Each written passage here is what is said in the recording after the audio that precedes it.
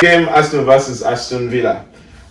So I guess I'll start with Timo. So Arsenal has now won three consecutive games. No.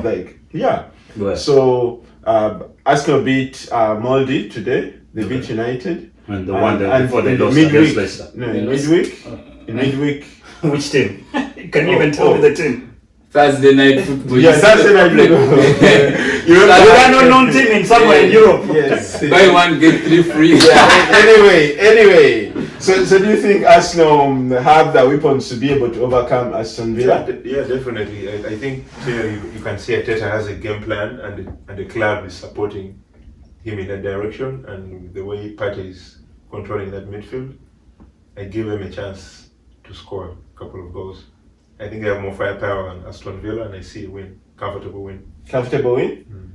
David, do you agree? Scrappy game in terms of what Aston Villa is going to offer. Because Aston Villa, for the last 3 games, they've been so inconsistent in terms of they were trying to play the same game they played against Liverpool in those last 3 games, and it backfired. So I think it's going to go back to the Aston Villa is going to go back to the drawing board and understand they're a mid-table or mid-table team that needs to understand how to play teams that have better players. The other one was a one-off, so they're going to have, I'm sure it's going to be a low block.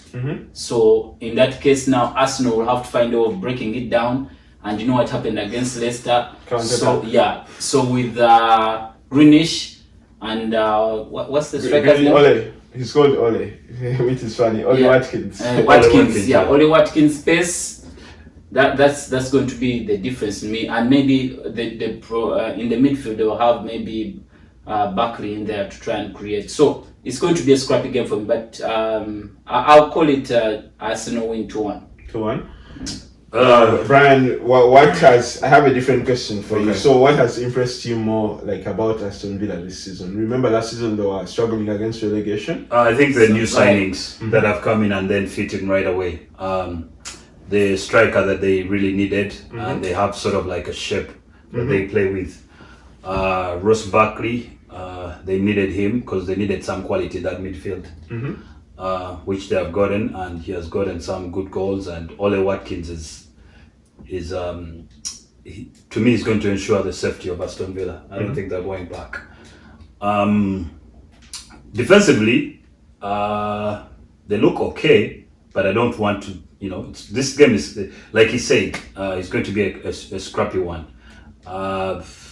They should get somebody to take care of Grealish, because Grealish is always their danger man. So I look at it as a draw, because Arsenal in the Premier League has been suffering with getting goals. Aubameyang is not, I don't know whether it's the creativity in the middle of the park or the creativity on the wing that they are trying to, because it's not the same Aubameyang that it was last season. Maybe this game will start him, because he was, before the United game, he had gone 5 games without scoring, which is unlike of Aubameyang. So I'm seeing like a draw, a 1-1 draw in this match. I see. Timo, another question for you. So, what do you think Arteta needs to do to be able to basically overcome these creativity problems that Arsenal is facing in the Premier League? I think he has to start Aubameyang and Lacazette. Yeah, I know the last time Lacazette started, he struggled a little bit. He missed a few chances, but I think they just need more playing time together.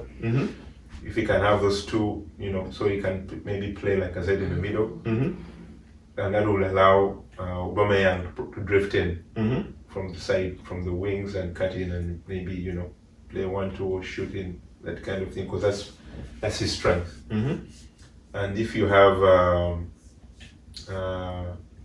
Saka, is it Saka? Saka, yes. And then you have, of course, Partey in the midfield, and you have Luis playing, because Luis now looks a little bit more comfortable in the defense now. He's not so worried about coming forward as much as he was before. I feel they will have a chance. If he plays an attacking formation, they're going to win this game. Yeah, if he decides to go defensive, but they'll be in trouble. This Arteta's formation is 3-4-3. Yeah, It's nothing It like. depends, really. It's nothing. Maybe he'll It's go nothing. for a 4. The only game that he did, I think it was 2 games ago, where he came with a 4-3-3. But I see him, especially against I think Arteta cares. He cares more about, first of all, defensive side of the ball, and then he will. He has, if he maybe he believes he has enough quality to at least nick a goal or 2. But I think his first priority is the defensive side. Keep your defensive shape. I feel like that's why you're seeing Saka is being more, because Saka is more responsible defensively than the others. You can see he's being more consistent in the lineups.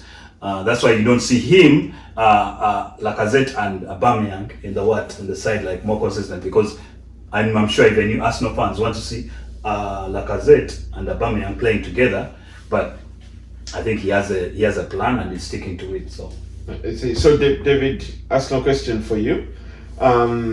So do you think that because in the last game, the game against United, Partey started with Elneny in midfield, and Xhaka and Ceballos were dropped essentially. So do you think Arteta should stick to that in midfield, or should he bring back Ceballos? Yeah, bring back Ceballos. I don't think Aston Villa is going to play a lot with the ball. Like I said, they're going to keep a low block and try to hit on account of the pace they have, Greenish and Watkins in the front. So there's no need really to have an extra defensive midfielder in that midfield. Partey alone is enough for them. So you need as much more players that will try and break down that low block, because it's going to come. The problem is, how are you going to beat it? So I think that's why I think that Arsenal has been struggling this whole season.